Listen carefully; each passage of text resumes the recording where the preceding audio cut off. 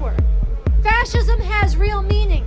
We are being ruled by a fascist regime right now. What does this mean? It means the concentration camps at the border. It means children being torn from their parents' arms. It means a program of ethnic cleansing and genocide. That's right, genocide against immigrants and Latinos and brown-skinned people. This is a program of whipped-up, reasserted white supremacy. The Trump-Pence regime, there is a direct line from this regime to the Confederacy and the slave founding of this country. This is coming back with a vengeance. What does fascism mean in America? It means the enslavement, the open Christian fascist theocratic enslavement of women, the taking away of women their right to birth control as well as abortion, and forcing them to have children against their will, which is a form of enslavement. This fascism means not just allowing, which Obama did, the destruction of the environment to continue, but accelerating it, shredding environmental protections, pouring gasoline on the fires of global climate change at a time we're rapidly approaching a tipping point. This fascism, and the only superpower in the world, means the threat of war, even nuclear war, against people of the world. This is a high-stakes moment. So this is the program of fascism that we have a responsibility to stop, but that's not all. Fascism is also a qualitative change in the form of rule. It's not just greater atrocities, it's the change in the form of rule to create an openly terroristic, violent dictatorship in this system of capitalism imperialism. A change in the form of rule that shuts down any channels for protest or redress. A change in the form of rule that shreds the separations of powers, that remakes the courts or throws them to the side altogether. A change in the form of rule so that you have all the space in society for people to oppose them, from the streets through protest, through the laws and the courts, even from within the halls of power. That's what Donald Trump means when he says lock her up.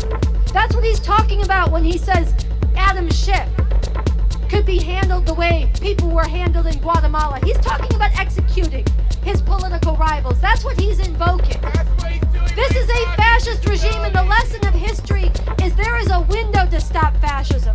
You have to stop it before it consolidates, not just because of the crimes against humanity and the human cost it will mean, which is reason enough, but also, and we have to understand this because people do not understand this. They're in denial about it. They're not confronting it.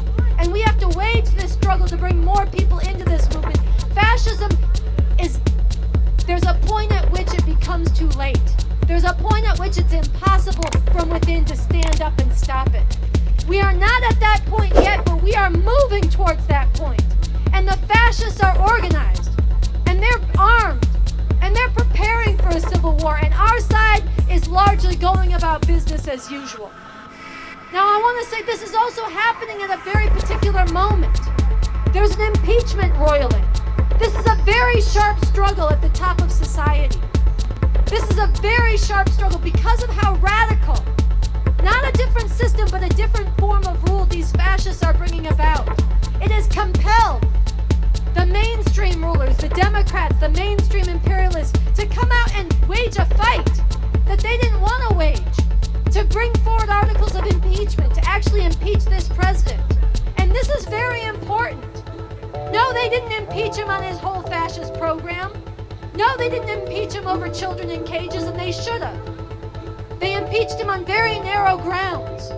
But it's still important. This is a beginning taste of justice. It's a hit and a blemish on Trump's record right now, and he's vulnerable right now. And it's lifted the spirits, rightly so, of many people in this country. And it's begun to melt away some of the normalization. And we saw people in the streets in recent weeks over this, in very important numbers that we have to seize on. This is also a moment of this escalated war crimes and war moves against the people of the Middle East, the assassination of a leading state official of Iran. This is also a time of high stakes where, correctly so, people have been in the streets against that as well. This is a moment that we in this movement must seize. join in and blend in with protests that we've seen burst forward and then fade away time and time under this regime. But to go and wage a struggle with people, that we need a different kind of protest. A different kind of protest. That's what this is about. We launched this movement in October. We've been coming back week after week in this city and across the country. Today in 13 cities. But we have to grow. We have to come back. Each of you need to understand this is part of a strategy for a different kind of protest.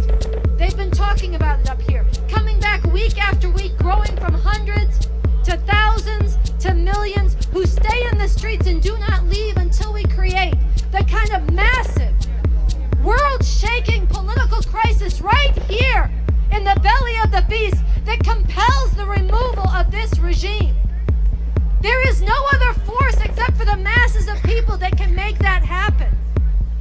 And there are protests planned this month that are very important. You heard about it, the Women's March, the anti-war protests happening at the end of the month on the 25th. Very important. But I'll tell you this, they will go nowhere. They will go nowhere without the mission and the movement of Out Now growing and impacting them and winning many more of them to take part. Let's be straight up about this. The Women's March is going to be beautiful. People will be out there. But they're going to be getting the message to get organized to flip the Senate and change the elections in 2020. Part of the point of the fascism is they don't respect the normal processes. They're ripping up the normal processes. They've already told you that Donald Trump has told you that if he loses, it might not be legitimate. We can't wait and rely on him to leave peacefully and to respect the processes he's been violating and shredding all the way along. We have to build a struggle from below, and we need to bring the Out Now movement and mission into the Women's March massively and win them. Win growing numbers of people who are correctly standing up to take up this demand and to stay in the streets, and to win more people to join us in the streets. And we need to do the same at the end of the month. On the 25th, we need a massive contingent that marches into the Out Now to the anti-war protests happening, which are righteous. But we need to bring this demand. It's not enough to oppose the war on Iran. It is necessary. But we have to remove the regime. And we have to build this struggle. And we have to keep coming back. And no, we have to not take no for an answer, because this is not a pendulum swing. You don't get a second chance with fascism. There is a point at which it becomes too late. We are not there yet, but we are in a race against time. Imagine if Donald Trump declared a national emergency. Imagine if they hadn't backed away from military aggression in Iran at the moment. Imagine if we were in an all-out shooting war and he suspended the right to protest and he locked up rivals. He said Obama was to blame for Iran's action. I am not a fan of Obama, but this is somebody who is talking about treating the former leader of the head of state the same way he just treated Soleimani. This is not somebody who will respect the normal processes. We have to pry open the fight at the top of society with impeachment and bring in the demand from below in the name of humanity, the demand that serves the interests of the whole world, which is Trump, Pence, out now. And we have to build this struggle, and I'm struggling with you to stick with this movement, to join this movement, to take it out to your friends, and to join us in bringing it into these broader seas of protests happening this month, which are very good, but not good enough, and we can impact that, and we must impact that. The final thing I want to say is about the breadth and the unity and going forward in this movement. We need to stand together shoulder to shoulder. People coming from very different perspectives and viewpoints. People who want to fight for Bernie, but recognize that is not enough. People who want to fight for Amy Klobuchar, but recognize we're facing fascism and need to get in the streets now. People who want to fight around immigrant rights. People who have never been political a day in their life before. People who want to fight to be able to go back to the way things were before Trump. We need to be in this. But I'll tell you this for myself. I don't want to go back to the way it was before Trump. I don't want to go back to regular imperialism. I want to fight for a whole different different world. And as we fight shoulder to shoulder together, I want to invite you and I want to challenge you to lift your sights to real revolution, to the actual overthrow of this system that has brought forward a fascist regime. I want to invite you to learn about and dig into scientifically, critically, the new communism and the leadership of Baba Vakian, who has formed a framework and a strategy to overthrow this system and bring about a world that is emancipated for all of humanity. He's built on the righteous histories of liberating revolutions in the past, but also learned from their shortcomings and the changes in the world, and he's brought forward a way we could really make that real. So as we fight together, I want us to be motivated, not just, although definitely motivated by what we are trying to stop, the nightmare of this Trump-Pence fascism, but also by the possibility of a radically different world, an uplifted world, a liberated world where women are not afraid to walk down the street at night, where it doesn't matter what corner of the globe you were born on, where it doesn't matter the color of your skin, it does not determine your safety or your value in this world, where we celebrate our diversity and cultures, our genders, our sexualities, our nationalities, our backgrounds, and where every child on this planet, no matter where you are born, has a future. Not just a material future, food and clothing and shelter, but a rich, intellectual, cultural life. This is possible in the world today. That's going to take a revolution, and you should learn about it and join with us in digging into that and fighting for that if you're convinced of it. But as you do that, and as we might have differences about that, we all need to come together, shoulder to shoulder in this moment, because there is no future of revolution, there is no future of reform in any kind of good way, there's no Bernie future, there's no any of these futures that we want to see if fascism consolidates. So we have to come together in this, and we have to take this forward. We are carrying a tremendous responsibility. The basis exists in the fight at the top of society right now, and in the deep, deep reservoir of tens of millions who hate this direction.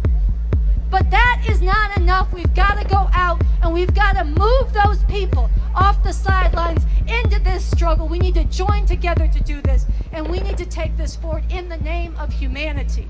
So join us in DC next weekend. Come to the mass meetings. Come and get organized. Get signed up on social media. Make a donation right now. And don't let this be the last time we see each other in the streets or in the meetings or on the trains or anywhere else. We've got to carry this forward. My name is Sunsara Taylor. Come read revcom.us. Hook up at the website refusefascism.org and join me in saying, in the name of humanity, in the name of humanity, we refuse to accept. We refuse to accept a fascist America.